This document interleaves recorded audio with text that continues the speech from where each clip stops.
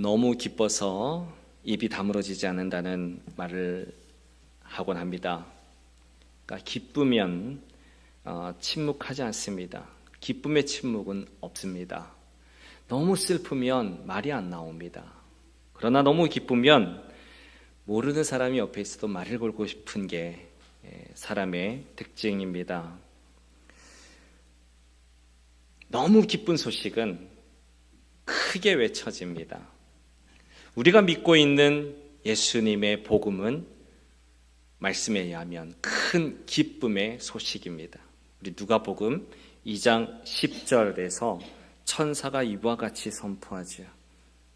천사가 이르되 무서워하지 말라. 보라, 내가 온 백성에게 미칠 무엇이라고요? 큰 기쁨의 좋은 소식. 이게 복음입니다. 너희를 위하여 구주가 나셨다. 큰 기쁨의 좋은 소식이기에 복음의 본질은 큰 기쁨입니다. 그래서 복음을 믿는 사람은 너무 기뻐서 입을 벌리고 살아갈 수밖에 없습니다. 주체할 수 없는 기쁨으로 살아가는 게 복음을 가진 사람의 특징이어야 합니다. 그래서 구약 성경에서 복음은 외침으로 선포가 됩니다. 작은 소리가 아닙니다. 이사야서 40장 1절에서 3절 말씀에 보면 제가 읽어드리면 너희 하나님이 이르시되 너희는 위로하라. 내 백성을 위로하라. 너희는 예루살렘의 마음에 닿도록 말하며 그것에게 외치라. 그리고 그 복음을 선포하는 사람의 소리는 외치는 자의 소리. 이유가 뭡니까? 너무 큰 기쁨의 소식이기 때문에 그렇습니다. 포로된 백성으로 자유와 해방의 소식을 들었을 때 그 승리의 함성이 터져 나올 수밖에 없는 것입니다. 이게 우리 믿음의 본질입니다. 영성 훈련의 거장인 리처드 포스터는 성도가 오늘 가장 경계해야 할 태도 가운데 하나로서 이와 같이 말한 적이 있었는데요. 그의 표현을 그대로 인용하면 아무 찬양하고 싶지 않은데 하는 찬양. 그러니까 실제로 찬양하지 않으면서 찬양하는 채 하는 찬양. 이거 경계해야 된다. 같은 원리로 감사하지도 않으면서 감사하는 채 하는 그 감사. 기도하지도 않으면서 기도하는. 지금 하나님께 정말 아뢰며 하나님께 말씀드리는 것도 아니면서 기도하는 채 하는 기도. 예를 들면 식사 전에 대충 식사 기도하는 그런 습관들이 성도들 가운데 좀 있잖아요. 이런 태도들, 그냥 별 의미 없이 하는 감사, 찬양, 기도, 이런 것들이 성도의 영적 성장을 대단히 방해할 수 있다 말합니다. 왜입니까? 그 마음에 기쁨이 없는 찬양과 감사와 예배가 이 복음의 본질과 얼마나 모순된 신앙 태도인지를 강조하고 있는 것입니다. 오늘 본문 말씀에 대비되는 두 부류의 사람들이 나오는데요. 한 부류의 사람들은 입을 막고 있습니다. 입을 틀어 막고 있습니다. 다른 한 부류의 사람들은 입을 열고 있습니다. 입을 틀어 막고 있는 사람들은 누구인가요? 말씀에 보면 관리들, 예루살렘의 관리들, 또 바리새인들, 랍비들, 서기관들, 가장 최고 그 지도기관이었던 산헤드린 공회원들이었습니다. 오늘 본 말씀에 이렇게 나와 있습니다. 17절, 18절 말씀인데요. 사도행전 4장 17절, 18절. 그들이 이렇게 말합니다. 이것이 민간에 더 퍼지지 못하게 그들을 위협하여 이후에는 이 이름으로 아무에게도 말하지 말게 하자 하고 그들을 불러 경고하여 도무지 예수의 이름으로 말하지도 말고 가르치지도 말라. 입을 틀어막고 있습니다. 복음을 전하고자 하는 그 입을 틀어막고 있습니다.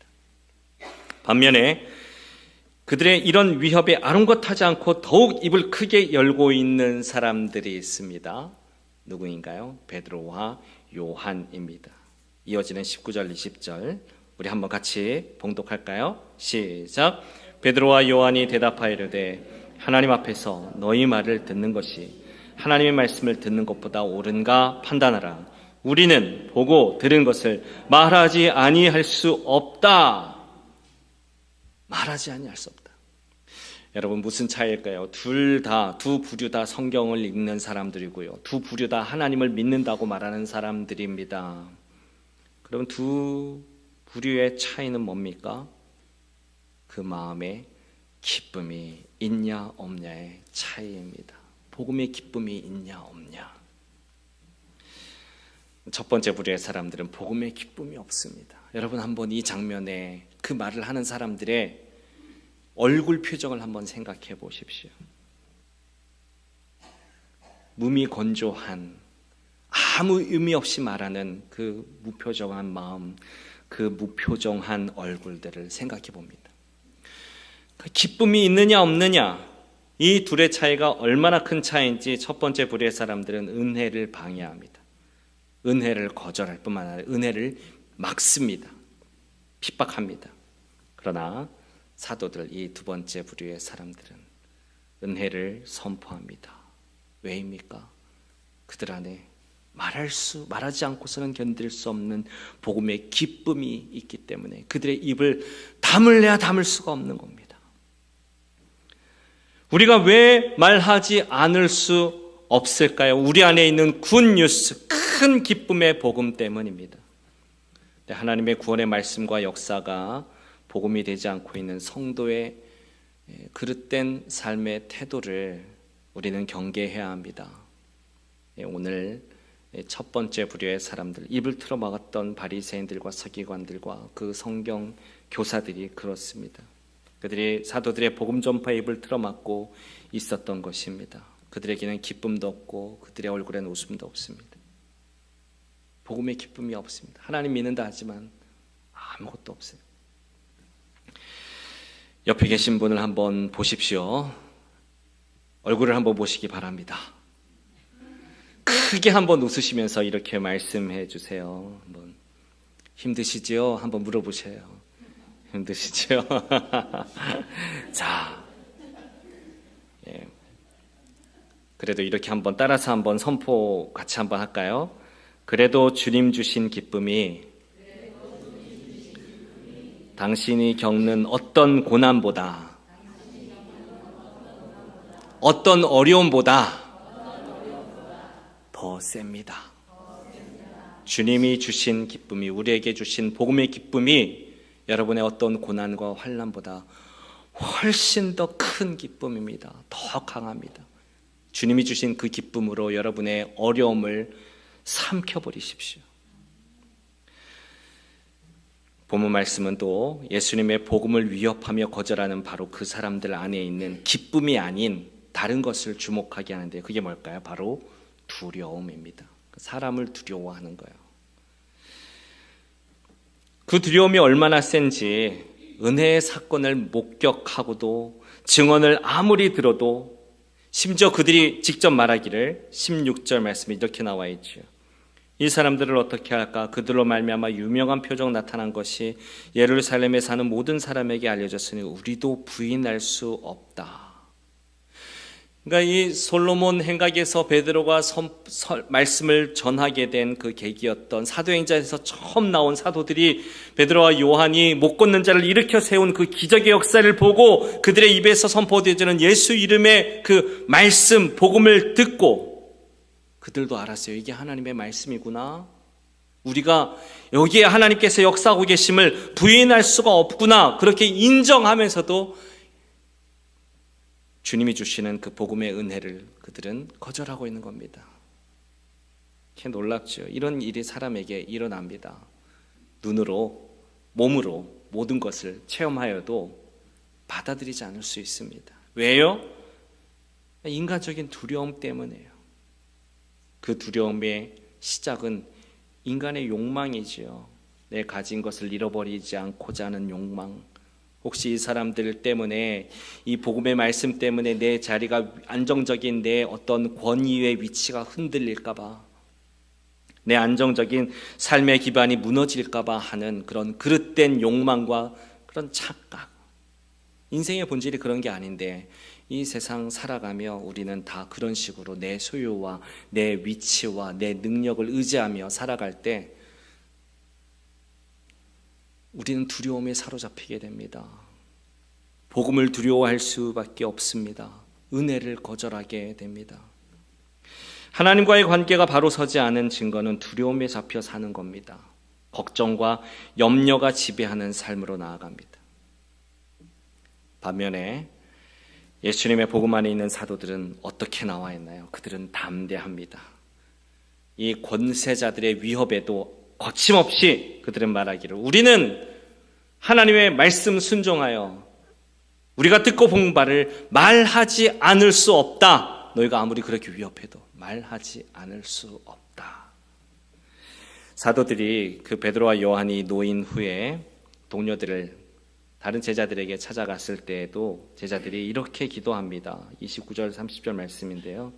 주여 이제도 그들의 위협함을 굽어보시옵고 또 종들로 하여금 담대히 하나님 말씀을 전하게 하여 주시오며 더 담대하게 하소서. 그러니까 지금 핍박과 위협이 있습니다. 그래도 그들이 복음을 전하면 정말 혼날 거야. 핍박을 당하게 될 거야. 목숨을 잃어버릴지도 몰라. 어떤 그런 위협을 하였는데도 불구하고 아랑곳하지 않고 그들의 기도는 이 위협이 떠나가게 해주십시오. 우리를 구해 주십시오. 이런 기도도 아니에요. 담대히 하나님 말씀을 전하게 하옵소서. 이게 뭡니까? 그 위협에 사로잡히지 않습니다. 두려움에 사로잡히지 않습니다. 세상적인 걱정과 염려에 붙잡히지 않습니다. 이게 복음의 기쁨을 갖고 살아가는 사람의 삶입니다. 그리고 그들의 관심은 뭡니까? 그들의 입을 벌려 복음을 전파하고자 하는 주님의 말씀에 순종하는 그 삶, 그 삶을 이 위협 때문에, 이 어려움 때문에 놓치지 않게 해주십시오. 그들의 관심이 이겁니다. 왜입니까? 그들 안에 복음에 넘치는 기쁨, 예수님의 승리에 대한 확고한 기쁨이 그들의 삶을 장악하고 있기 때문에 그렇습니다. 그게 복음 안에 있는 기쁨의 능력입니다. 그 기쁨에 사로잡혀 살아가는 인생이 정말 복된 삶입니다. 세상에 막을 수 없는 기쁨, 그 기쁨을 가지고 그들은 외칩니다. 우리는 말하지 않을 수 없다. 사랑하는 여러분, 오늘 교회와 성도는 어떤 길 위에 있을까요? 저와 여러분은 어떤 길 위에 있습니까? 그 복음의 기쁨의 능력이 있습니까? 어느 정도로 있습니까? 내가 예수를 믿는다고 말을 하는데 베드로와 요한처럼 복음의 기쁨의 능력에 사로잡혀 살아가고 있습니까? 아니면 이 바리새인들과 성경 교사들처럼 기쁨이 없고 두려움으로 그냥 자기 권세 능력 의지하여 그렇게 살아가고 있습니까? 어느 쪽에 가까운 삶을 살아가고 있습니까? 내 안에 복음의 기쁨의 능력이 어느 정도로 역사하고 있습니까? 어떻게 할 수 있을까요? 오늘 말씀을 보며 우리가 살펴볼 수 있는 지혜는 내가 simply 간단하게 내가 얼마나 세게 전도할 수 있는지, 전도에 얼마나 담대한지를 보면 알 수 있습니다. 내가 담대히 세상에 나가서 내가 말하지 않을 수 없습니다 하며 선포할 수 있는가? 어느 정도로 선포할 수 있는가? 내가 말하지 않고서는 견딜 수 없습니다 하며 살아가 본 적이 있는가? 견딜 수 없는 복음 전도의 충동에 못 이겨본 적이 있는가? 여러분, 이런 것들이 있지 않다면 우리가 정말 복음의 기쁨의 능력을 아는 사람인지, 그 역량 가운데 있는 사람인지 다시 돌아보아야 합니다. 오늘 이 시대에 교회와 성도들 사이에서 전도의 동력이 좀 많이 약해져 있는 모습을 보게 됩니다. 좀 시큰둥한 면이 있어요. 뭔가 열정이 식어지고, 교회 생활을 하는 것이 너무 개인적이에요. 내 개인의 인생의 모든 것들이 다 초점하여져서 어떻게 하면 내가 교회를 이용하여, 교회의 신앙을 이용하여, 하나님의 대단한 능력을 이용하여 잘 살 수 있을까? 마치 여기에 혈안이 되어 살아가는 사람처럼 내 인생의 발등에 떨어진 문제만 포커스하여 살아가며 아둥바둥 인생을 고단하게 살아가는 그런 연약한 믿음의 모습들을 많이 보게 됩니다. 저 자신도 돌아볼 때 참 부끄러움을 많이 느낍니다. 이유가 뭔가요? 그것은 예수님 안에 있는 그 참된 복음의 기쁨이 그만큼 내 안에 희미해져 있다는 반증입니다. 기쁨이 약해요. 별로 역사하지 않고 있습니다. 복음의 기쁨이 별로 강하게 나타나고 있지 않습니다. 자, 그러면 내 삶 속에서 복음의 기쁨을 어떻게 회복할 수 있는지 두 가지 오늘 교훈을 우리가 붙들고 나가길 원하는데요. 첫 번째는 예수님의 사랑을 맛보는 것입니다. 예수님의 사랑을 어떻게 하는 거라고요? 맛보는 거예요. 구경하는 게 아니라 직접 내가 혀를 대서 그 사랑의 맛을 보는 겁니다. 말씀을 준비하며 생각이 난 이 소설이 있는데요. 목소리를 삼킨 아이라는 소설입니다. 이란에서 추방당한 작가이자 심리학자인 이 파리누시 사니의 실화를 바탕으로 한 소설인데요.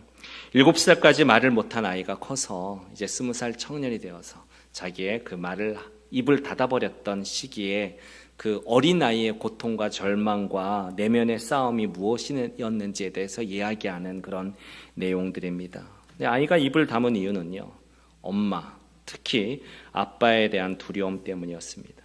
그래서 이 아이는 자기 아빠를 아빠라고, 내 아빠라고 말도 하지 못해요. 내 형의 아빠, 아빠를 부를 때 내 형의 아빠, 형의 아빠라고 말할 정도였습니다. 그런데 이 아이의 회복은 어디에서 일어나느냐? 그 할머니의 그 아이를 무조건 끌어안아 주시는 그 순전한 사랑에 이 아이가 맛을 보게 되었을 때입니다. 그리고 그 사랑에 그 마음이 끌렸을 때, 그 사랑으로 이끌려져 갔을 때, 사랑을 체험하니까 할머니에게 입이 열리고, 그러다 보니 내 삶의 주변에 드디어 입이 열리게 되고, 그 마음속에 있었던, 어린 마음에도 있었던 여러 이것저것 두려움에서 자유해지게 되는 그런 이야기들을 나눕니다. 여러분, 그러면 예수님께서 우리에게 보여주신 것은 무엇입니까?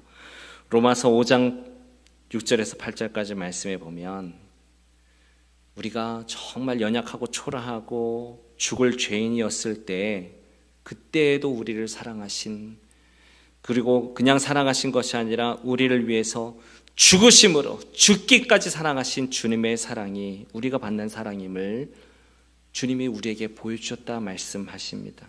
예수님은 우리에게 우리가 받고 있는 사랑이 어떤 것인지를 보여주신 분입니다.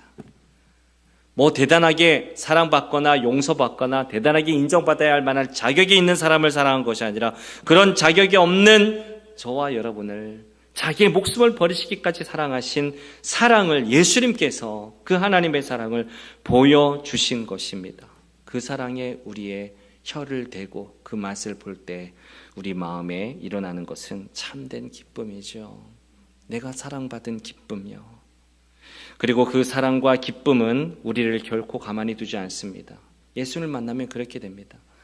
누가복음 19장에 보면 이 삭개오라는 세리장이 예수님을 만나서 어떻게 변화되었는지에 대한 아주 단순한 한 가지 기록이 나오는데, 그것은 누가복음 19장 8절 말씀, 우리 함께 같이 읽어볼까요? 8절입니다. 시작. 삭개오가 서서 주께 얻자오되 주여 보시옵소서, 내 소유의 절반을 가난한 자들에게 주겠사오며 만일 누구의 것을 속여 빼앗은 일이 있으면 내 갑절이나 갖겠나이다. 삭개오는 지금 어떤 상태일까요? 자기가 하는 말이 정말 무슨 말인지 모를 정도로 정말 그의 안에는 대단한 기쁨으로 넘치고 있습니다. 예수를 만나면 그렇게 됩니다.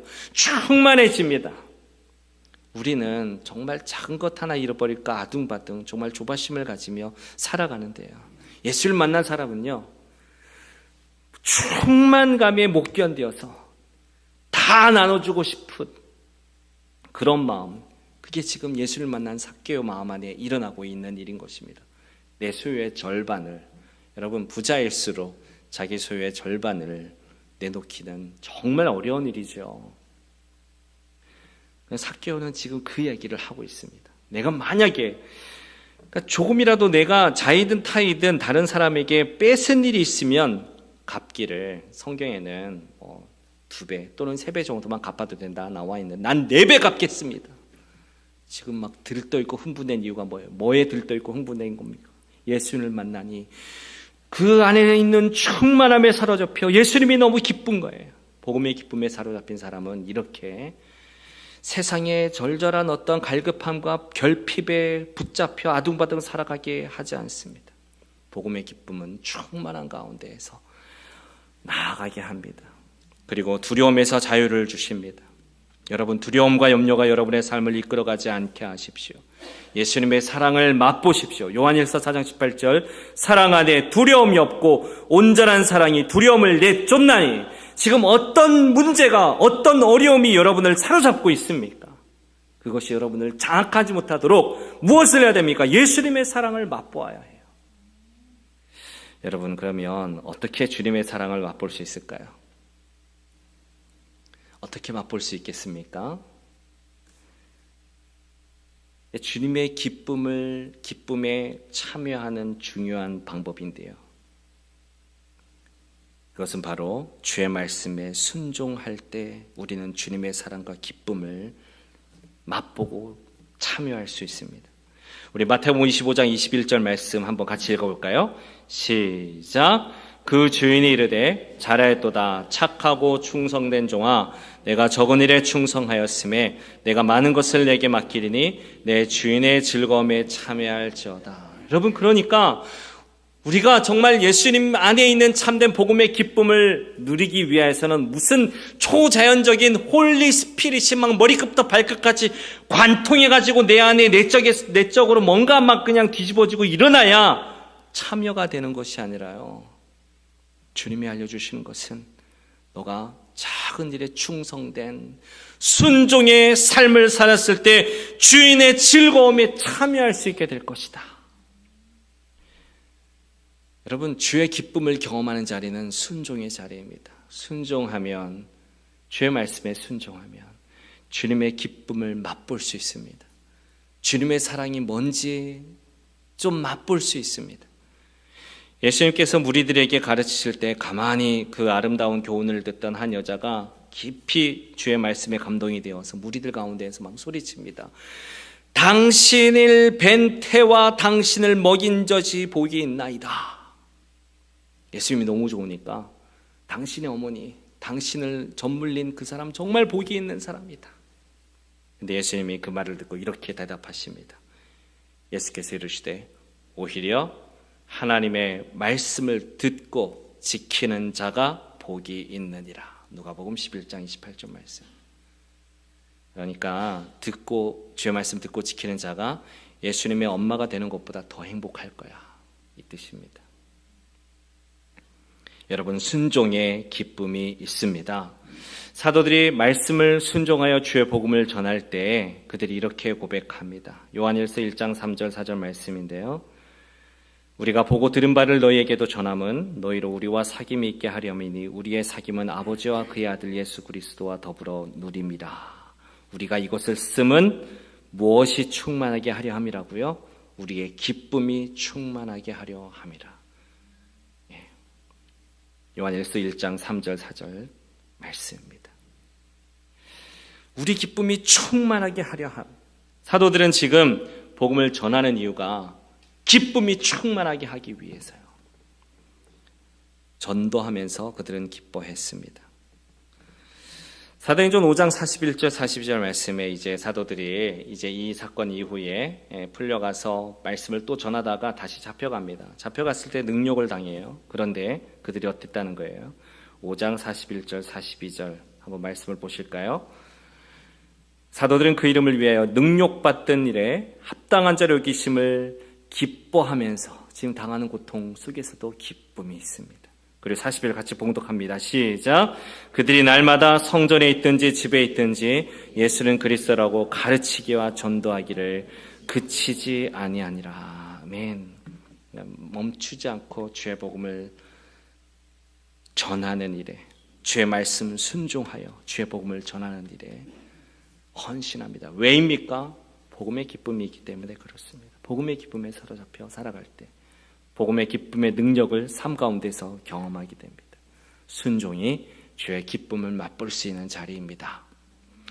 제가 군에 있을 때 저를 괴롭히는 선임병이 있었습니다. 제가 2등병 때 자대 배치받고 얼마 되지 않았을 때 이제 불침번 근무를 교대하러, 저를 괴롭혔던 선임병과 교대하러 들어갔는데 그 선임병이 아무 이유 없이 저를 어떤 흠도 없었는데 이유 없이 그냥 뒤통수를 때리고 좀 핍박을 한 거예요. 몹시 기분이 나빴습니다. 네, 저는 그냥 기분 나쁜 채로 있었습니다. 네, 이 선임병이 자기 옷을 갈아입고 잠시 후에 행정반에서 호출이 있는데요. 행정반에서 호출하기를 너 빨리 옷 잘 챙겨 입어라. 빨리 너 집에 가야 된다. 어머니가 돌아가셨다는 거예요.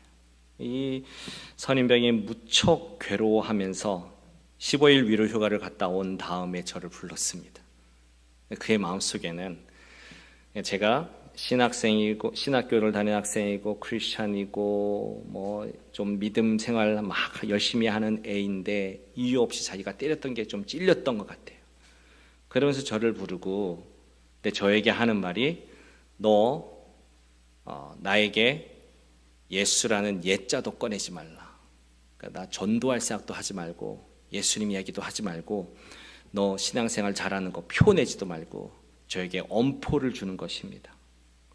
그러니까 이 선임병은 혼자 마음에 찔려서 뭔가 저를 불러가지고 막 협박 같은 거를 한 거예요. 근데 그때 하필이면 제 마음속에 성령님께서 역사하신 것 같아요. 근데 저희 마음속에 그러니까 무서워하고 두려워해야 되는데요. 저희 마음속에 바로 그 시간에 그 형제에게 그 선임병에게 예수님을 전하라고 하는 그런 충동이 막 일어납니다. 그거를 억제해야 되는데 안 맞으려면 억제해야 되는데 제가 안에서 그런 욕구가 튀어나와 그 선임병에게 저와 함께 이번 주에 교회 가면 좋겠다고 그 한마디 했다가 어떻게 됐을까요? 맞지는 않았지만 한 수명이 한 10년, 20년 들었을 만큼 대단한 욕을 정말 몇 바가지를 그 자리에서 정말 얻어먹었는데요. 그런 일이 있었습니다. 그리고 뭐 그냥 이제 제가 시간이 지나고 저는 연대 군종병에 되어서 연대 교회를 섬기는 그 가운데 있었고요. 그런데 그 선임병이 제가 연대 군종병으로 있을 때 병장이 되어서 제가 섬기던 그 교회에 나왔습니다. 그런 일이 있었던 거죠. 여러분, 우리가 복음 안에 순종하면 생명이 살아나는 기쁨, 하나님이 생명을 구원하시는 데에 나를 사용해 주시는 기쁨, 이런 기쁨을 느끼게 되었을 때 그때 그것은 세상에서 얻을 수 있는 그 어떤 기쁨과도 비교할 수 없는 놀라운 기쁨과 복음의 능력임을 맛보게 됩니다. 세상 그 어디에서도 경험할 수 없는 그런 복음의 능력이요. 사랑하는 여러분, 찬송가 449장에 보면 이런 찬양 가사가 있는데요. 우리가 잘 아는 찬송인데 이 찬송은 작곡자가 정말 간증이 있어서 작사 작곡한 노래인데요. 뒤 후렴이 이렇습니다. 의지하고 순종하는 길은 예수 안에 즐겁고 복된 길이로다. 그런데 영어 원 가사는 이렇게 나와 있습니다. Trust and obey, for there is no other way to be happy in Jesus, but to trust and obey. 직역한 무슨 뜻인가요? 신뢰하고 순종하라. 그거 외에는 다른 방법이 없다. 어떻게 사는 거예요? 예수님 안에 있는 기쁨을 누리는 방법은 신뢰하고 순종하는 방법 외에는 없다. 순종할 때 주님 안에 기쁨이 뭔지, 주님 안에 사는 행복이 뭔지, 예수님 안에 있는 그 복음의 기쁨과 행복의 능력이 무엇인지 어떻게 알 수 있다고요? 순종할 때. 우리가 복음의 기쁨의 능력을 잘 맛보지 못하고 주님 안에 있는 행복을 제대로 누리지 못하고 세상의 똑같은 걱정과 두려움에 사로잡혀서 아둥바둥 살아가게 되는 이유가 무엇입니까? 순종에 너무 게을러서요. 주님의 말씀에 순종할 때 주님의 기쁨이 그 자리에 임합니다. 저와 여러분의 삶에 주님의 사랑과 기쁨에 참여하는 축복을 순종하는 삶으로 말미암아 풍성하게 누릴 수 있게 되기를 간절히 바랍니다. 우리 한번 일어나서 찬양하며 우리 한번 기도하죠. 찬송가 449장입니다.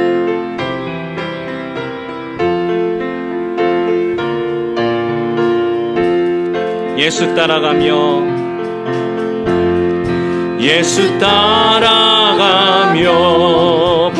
순종하면 우리 행할 길 환하겠네. 주를 의지하며 순종하는 자를 주가 늘 함께 하시니. 의지하고 순종하는 길은 의지하고 순종하는 길은 예수 안에 즐겁고. 주를 힘입어서 말씀 잘 배우고, 주를 힘입어서 말씀 잘 배우고, 주를 모시고 살아가세. 주를 의지하며 항상 순종하며 주가 사랑해 주시리. 순종하는 길은 예수 안에 즐겁고 복된 길이